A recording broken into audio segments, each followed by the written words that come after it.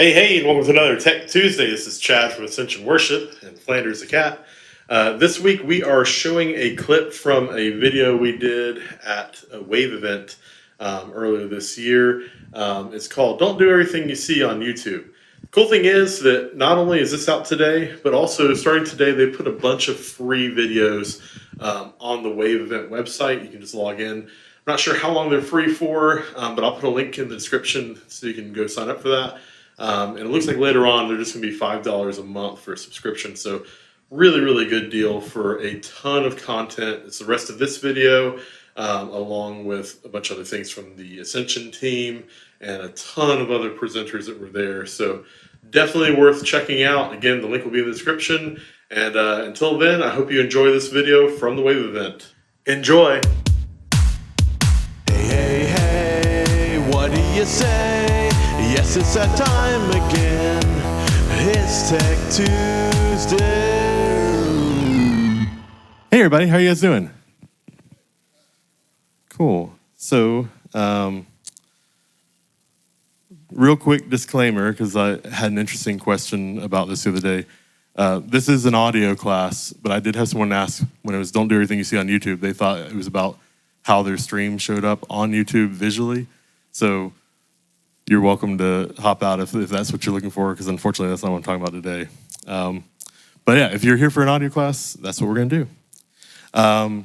Cool. So this is called Don't Do Everything You See on YouTube. My name's Chad. I'm with Ascension Worship, and the name is supposed to be somewhat ironic because I do have a YouTube channel. I don't know if you guys have ever seen it before. If not, you are welcome to check it out. It's a bunch of free resources for churches. You can check it out at youtube.com/@AWTechTuesday.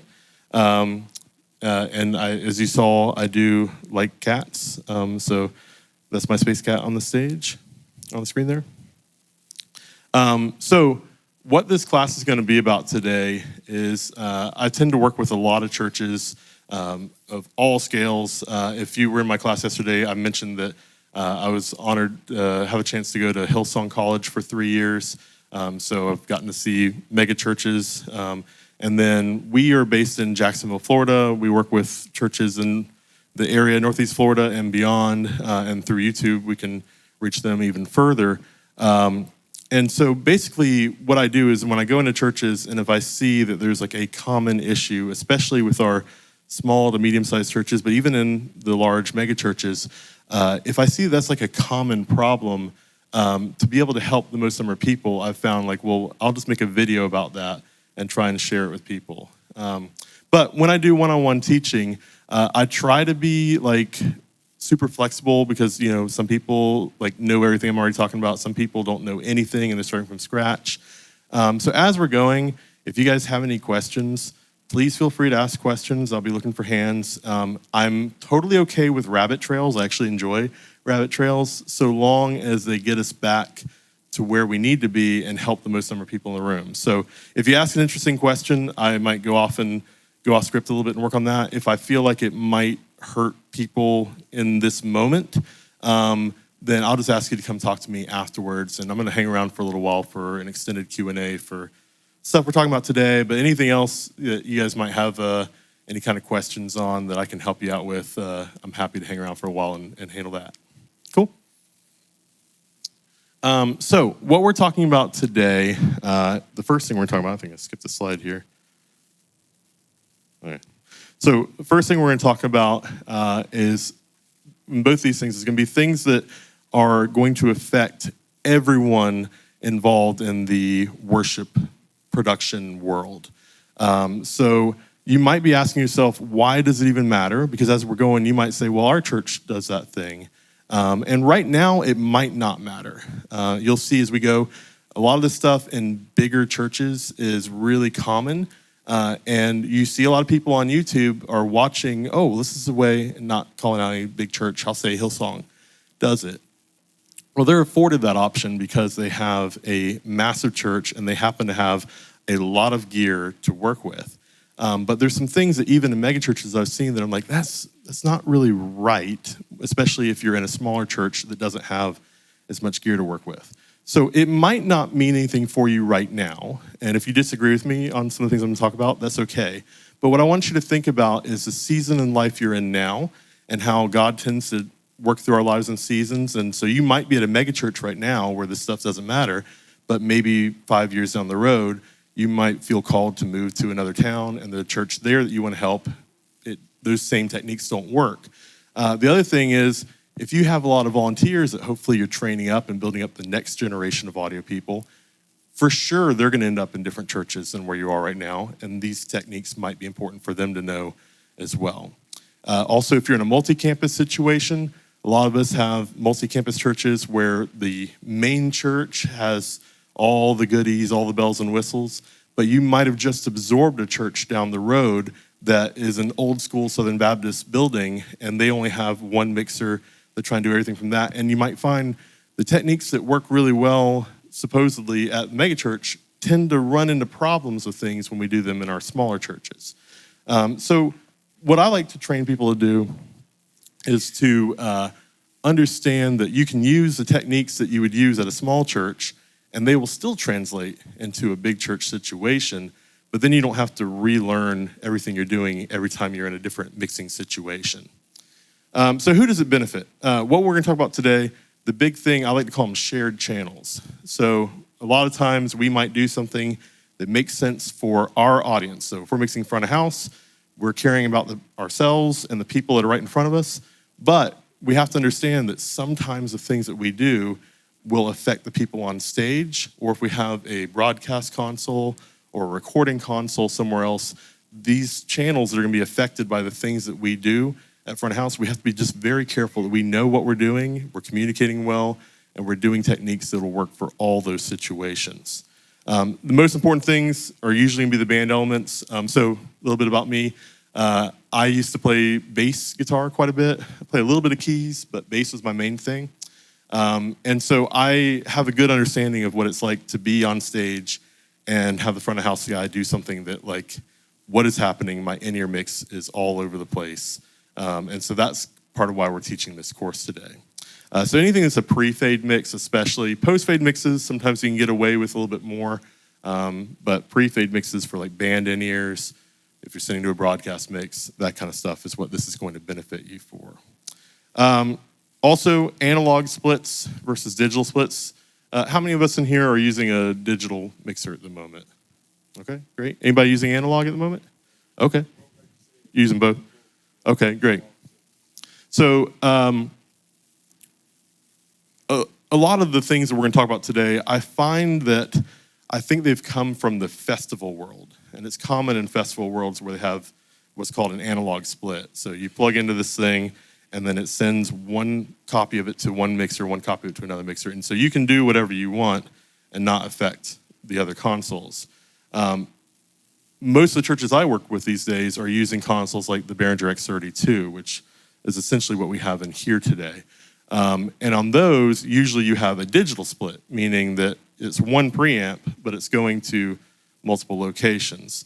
So that gets us back to talking about shared channels. If I do something that affects that preamp, it's going to affect other people in the room as well. Everybody understanding what I'm talking about so far? Cool, okay. So what I'm gonna teach you guys today is what I like to call a unified technique. I used to call it mixing to the least common denominator, and I realized that's way too many words to try and say. So unified technique just means, like I was talking about earlier, the things that you would do on a console that has to do everything will also work if you're on a console that just does one thing, makes it where you're gonna be consistent. So it's gonna work for front of house, broadcasts, monitors, maybe you have a separate feed for a cry room or a lobby feed. All that is going to be doing the same basic techniques from start to finish. So the big one I wanna talk about today is mixing to unity. How many people have ever heard about mixing to unity? Doug Gould knows what I'm talking about. This is something that I've seen a lot in churches, and I'm not quite sure historically, like I said, I think some of it comes from festival stuff, or looking up to bigger churches where they do have those analog splits. They will do some techniques that work if you're just doing one console, but not so well in other situations. So let's first talk about gain versus volume, because there's some mix-up going on there. So the gain knob is going to affect everything down the line. It's your beginning point. It's arguably the most important knob on your board, because if it's wrong, everything else down the line is going to be wrong. It's not made to be a volume control, because what it does is it sets the incoming level, it optimizes it for when you're converting from analog to digital, and it's also going to be what's setting the headroom, so before you hit distortion on that channel for everyone else down the line. So what you're hearing, what the musicians are hearing, what broadcast is hearing. Volume is a subjective control. It's how loud do I want it to be in the room. So how loud does this microphone need to be for this mix? What you guys are hearing right now, that's a volume control. If I had someone in a broadcast room right now, they would have a different subjective idea of how loud this microphone should be. So they get to set their own volume for that. But both those volume controls are initially set by the gain. So gain goes top down, everything else is controlled by volume, which is subjective. Yes, sir. What's a number level? Like when you go to digital, what's a good number level just to set the incoming path? Yeah, absolutely.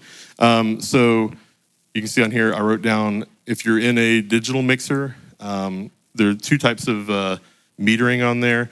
If at the very top it's 0, we'd call that dBFS. So that's where it's distorting. In that case, a good rule of thumb is -18 to -12. On your mixer, usually somewhere in that range, it'll vary a little bit by manufacturer, but that's usually where it'll start to turn into like a yellow or an amber color on your meters. But the whole important thing is that you're definitely not up in the red, because in the red you're distorting and things just don't sound very good.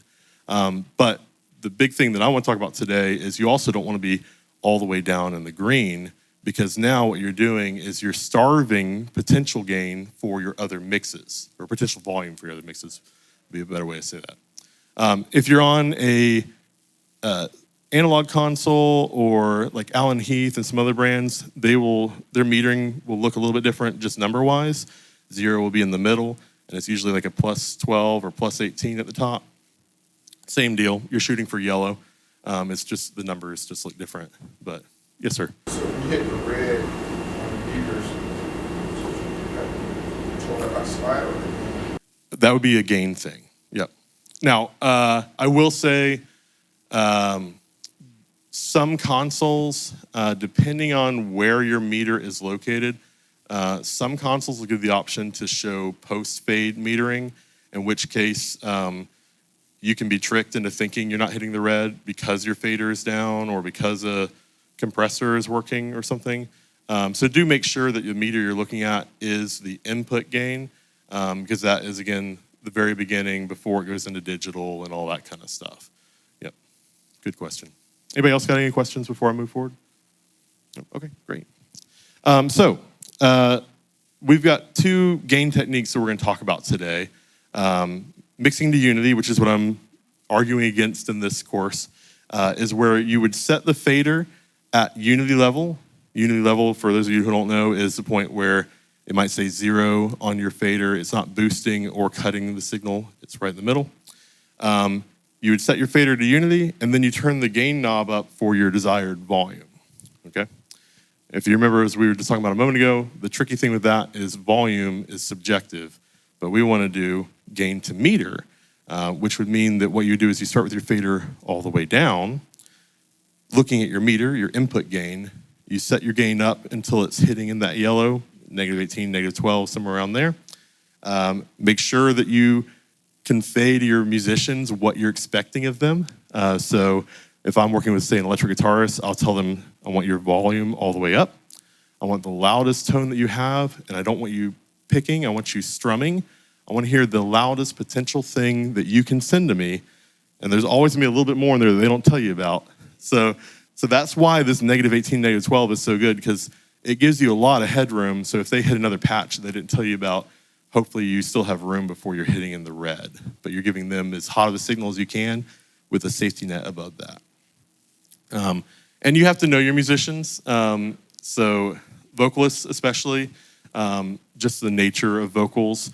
If they come in and they're not warmed up, when you check your gain initially, You might want to give them a little bit of extra room because you know they're going to go what I call diva mode when they hit that chorus that they really know really well, and now they're warmed up. So you want to keep an eye on that. Make sure you're not hitting in the red. It's super important.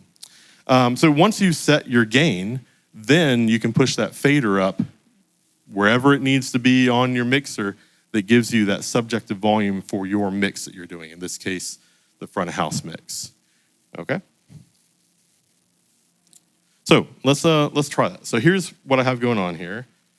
Oops. There we go. So we just did a camp last week. So when I say we, just in case you guys don't know, so Ascension Worship is doing this session right now. So we have the band that's doing the worship sessions here. We also have Ascension Collective, which is a band that tours around, does summer camps and conferences and that kind of thing. So we got to do a fun D Now in South Carolina last week. So this is a recording from that. This is my boss playing guitar, so hopefully I won't get in trouble for anything. What I have going on is I am sending a copy of what he played into 2 channels. I've got a Behringer XR18 at my feet here, and we are looking at it on the screen. And you guys let me know if you have trouble seeing anything. So we're using 2 separate preamps. The first one here, you can say it says to Unity. So this is going to be the mixing to Unity concept. So what we'll do is up here, you can see this. Can everybody see my mouse? This is the gain control for that preamp. So I'm going to turn the gain all the way down. I'm going to turn the fader up. And honestly, already it's kind of, more than loud enough for what I want to do for this room. So in that case, I would leave the gain knob here because I'm achieving the volume I want at Unity. Everybody see that so far? All right, versus over here, we're going to use, again, this is the exact same audio. This is a 2-meter situation. So I've got my fader all the way down. This over here is my input gain control on here. Now on this particular one, it's more of a gradient scale into yellow. So you can see we have a -10 and a -20. So I'm gonna shoot for that middle section, which should be about -15. So I'm gonna go over here, grab this mic gain. I'm gonna pull it back a little bit. Okay, so we're peaking out around -15. Now I'm gonna grab my fader.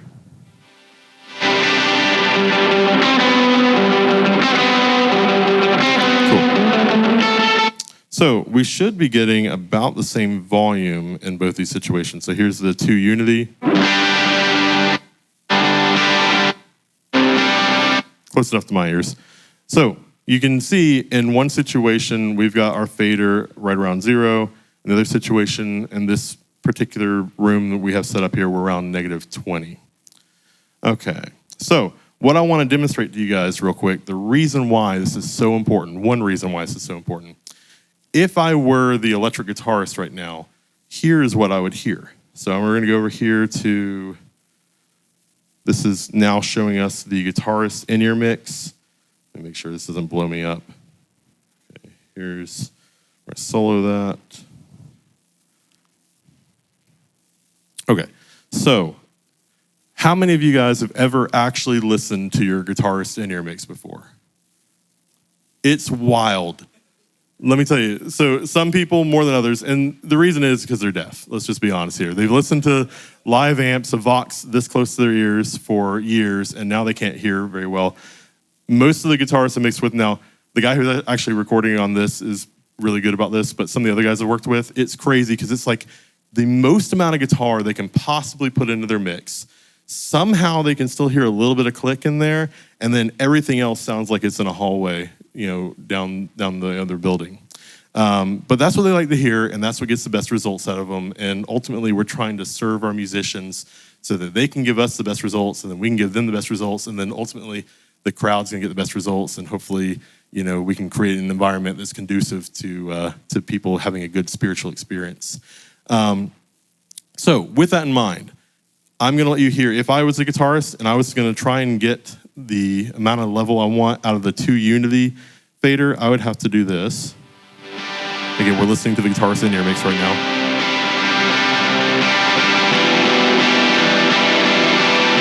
So to get hardly anything, I'm at like at least unity or even higher, versus watch as I turn up the level coming from the 2 metering situation.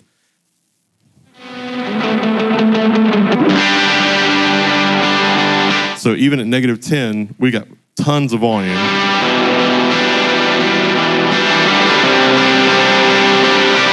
So they should have no problem getting enough tone, enough volume out of what they need, because we provided them with enough gain. That gain at the top, we set it properly. Even if we subjectively at front of house say, you know what, I don't really like guitar that much, I'm gonna pull it down, or he's having a bad note day, I'm gonna put him in the penalty box and pull him down. It doesn't matter, he can still hear himself without any issue. If you do the 2 unity situation, mixing to unity, you'll find that your musicians a lot of times will start complaining, hey, I can't hear enough of me. I'm maxed out all the way. I can't hear anything. You say, okay, well, turn your pack up. Well, they turn the pack up, and now they're getting a bunch of noise and other stuff coming through. That's because the gain is not set properly. If you set your gain right from the beginning, everyone's gonna be good. Now, one of the big things that people will usually complain about when I suggest this to them is that, well, when I do that setting, everything's crazy loud, it feeds back right away, it's distorting, those kinds of things. Usually what that is whoever set up the sound system to begin with, just turned the amps up too loud. So like in this situation, we've got this is actually a pretty awesome PA for this small room. So even as loud as that was, I've already turned down the PA like 10 dB. So if you find that when you do mixing to unity, proper gain setting with a meter, you find that all your faders have to be down like -30, and if you even tap them, that's just crazy loud.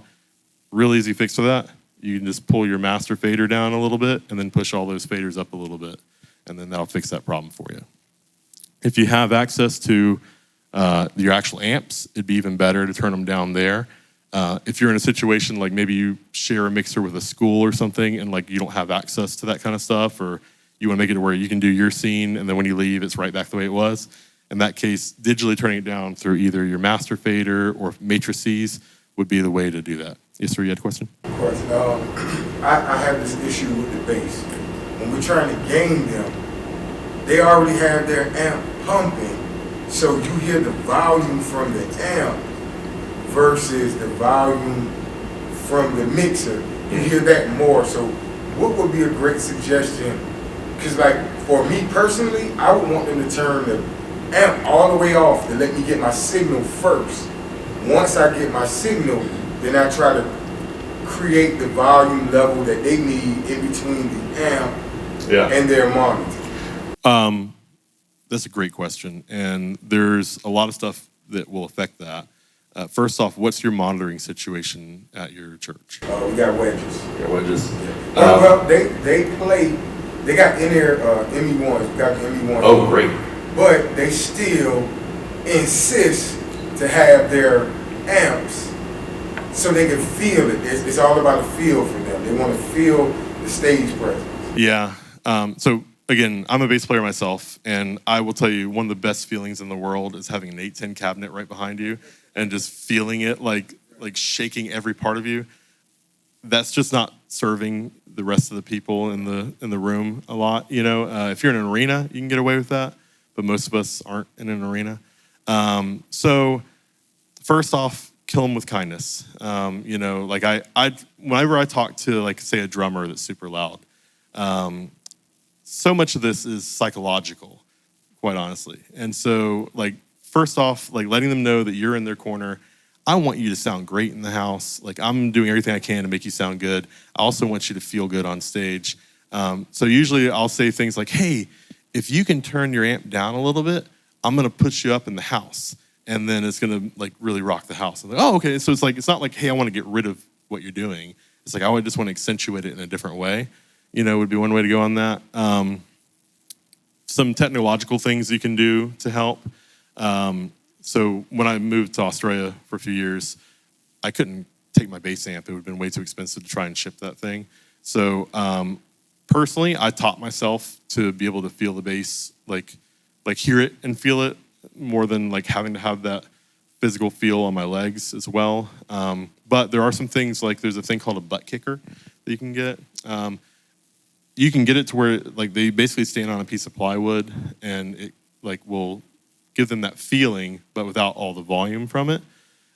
Or if you have the ability to adjust how your subs are set up, I always try to have the subs touching the stage so that when you get that big kick and bass hit coming through, it will shake the stage a little bit and give them that feeling. Is good on that. Otherwise, so making sure they have in-ears that can replicate low end really well is important. There's a great set of in-ears you can get for $41 on Amazon. They're called the CCA C10s.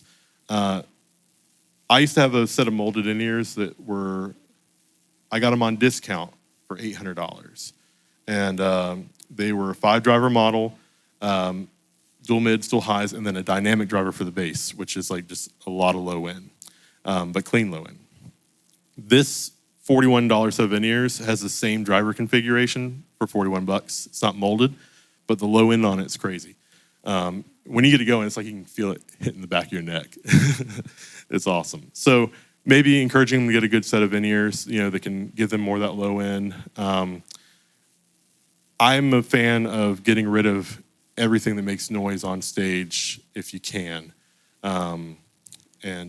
That might take, a cultural thing with like your worship leader, like, hey, we're going to do this. And maybe, 2 months down the road is when we're going to go ampless on stage. And maybe just during rehearsals, you kind of try it leading up to that so that people can get used to it and get their in-ears set the way they want. That's definitely a cultural thing that's going to have to come from the top. But if you can do that, you'll get like a really nice, clean in-ear mix for everybody. And then you'll have a much easier job doing what you need to do on stage. Now, that said, for the purpose of this class, if his bass amp's coming through super hot, you should still set gain properly. You just might end up having your fader for him really low. You might not use a lot of them in the house, but you still want to give ample opportunity for the people that are listening to him through in-ears or the other boards that are using that same feed to have enough stuff. Yeah. Because otherwise, like imagine you had a broadcast console and you gained it down so it was more manageable on your fader, but now the broadcast guy who doesn't hear anything happening in the actual room is going to have to slam the gain digitally up on his end to try and get the bass loud enough for him to actually work with. And then you start introducing some noise and it just doesn't sound as good. So, yeah, great question. Any other questions at the moment? Okay, cool. So channel processing. Another important thing about getting gain set correctly is the gain, because it's at the very top of your channel strip. Not only will it affect all the volumes, but it will also affect any channel processing you have, especially gates and compressors. So, for example, on this guitar here, so we're looking at the 2 Unity setup here.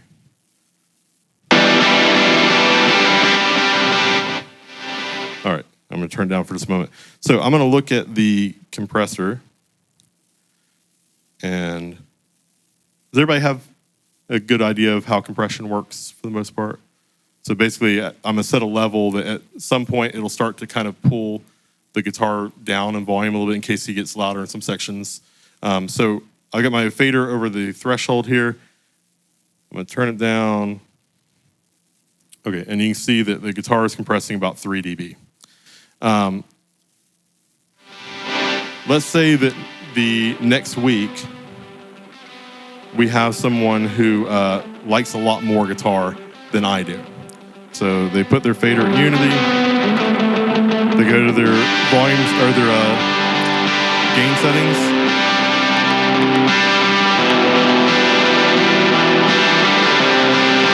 I'll turn that down for a second. So if we look at our compressor now, look at how much it's compressing. Because we are pushing into that compressor more than we were before. So that would mean that for me to get the same tone, but just at a different volume, I would then have to go in here and adjust my compressor, adjust my gate. If I have any kind of dynamic EQ or multi-band compressors, all that stuff is going to change. So that's the beautiful thing about setting your gain properly, is that no matter how loud the engineer wants to hear it in the house, if you're consistently going for that same amount of input level, all your other stuff that's going on behind the scenes will be consistent from musician to musician. They can just, engineer to engineer, but then they can just subjectively turn up or turn down the fader for whatever they want. That make sense, everybody? Cool. Okay, so let's talk real quick. Why do people even mix to Unity? And there's a few reasons for this. And the first one, which is definitely the most petty but still valid, is that it's visually appealing. There's just something nice when you get to see, all your faders in a line, all is good in the world. You don't know about the incoming thing that's about to destroy your whole mix. A real quick story that I find funny. So when you're in college at Hillsong, you have to get there at 6:30 in the morning to sound check the band that will be playing for chapel service in like 11 o'clock. So you set everything up, you save your scene, supposedly, and then you have a class come in, and as soon as the class is over, you come back, you reset everything, and then you go. And I had a guy who, he set all his faders, did all his stuff. Supposedly he saved his scene. And we came back, and visually, everything was where it was supposed to be. And then the band started playing, and it was a disaster. Everything was wrong. Something happened. We don't know what, but in the digital world, things happen, and all his gain settings were wrong. And he, for me, I've mixed so many times with the setting gain properly that I kind of know, okay, the drums usually look like this, the guitars look like this. And so in theory, what he could have done is just fix the gains and then seen visually, where things could have been, and it would have fixed that problem. But because it all looked pretty, he didn't know that all the gain underneath it was wrong. So, but there is that point where things look nice when they're in a row. There is a way that we can kind of do that still, but without having to sacrifice how our gain staging works. And that is through the magical device known as a DCA. How many of us have used a DCA before? Okay, cool. So for those of you who don't know, a DCA is kind of like a subgroup, except that there's no processing involved. It's just a volume control and then sometimes mute and solo. People kind of refer to it as like a remote control for a bunch of faders. It's great. So let's say that your pastor comes out on stage and you want the band to play underneath him softly.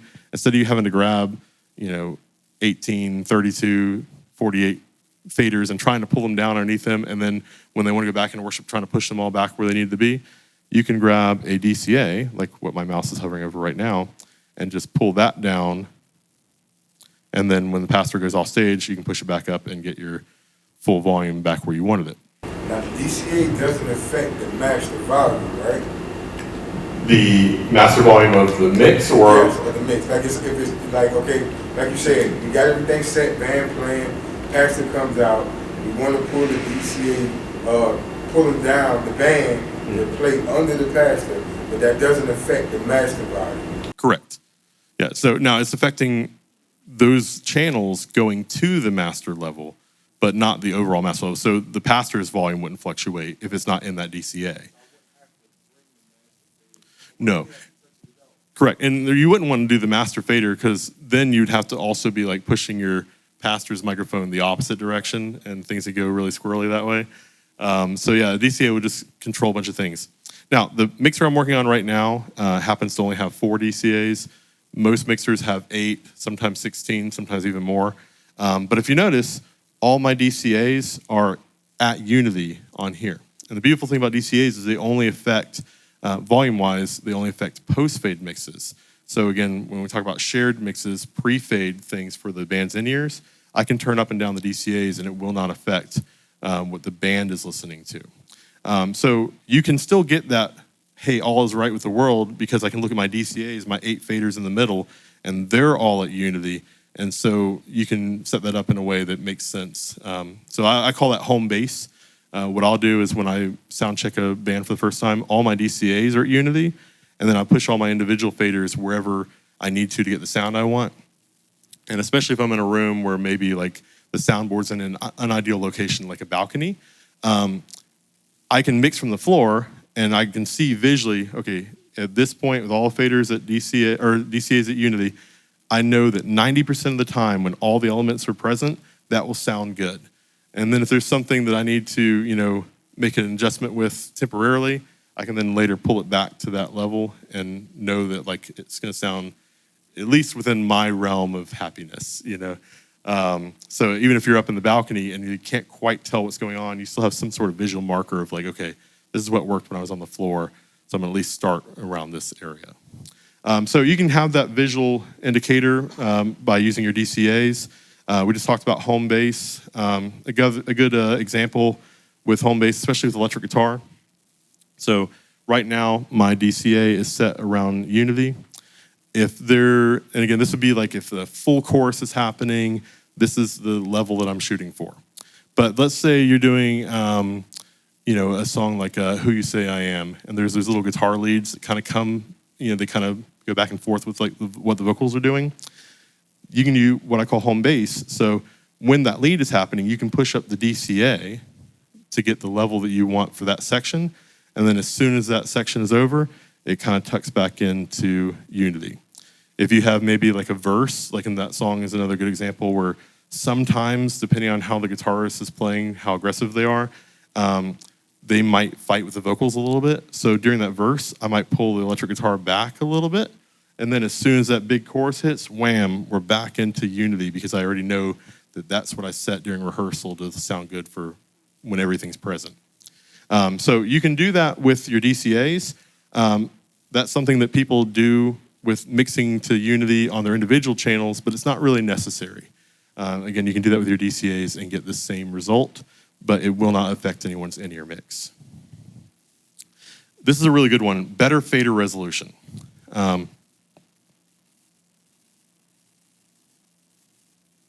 So, physically, the distance from Unity, where I have this fader right now, to either -5 or +5.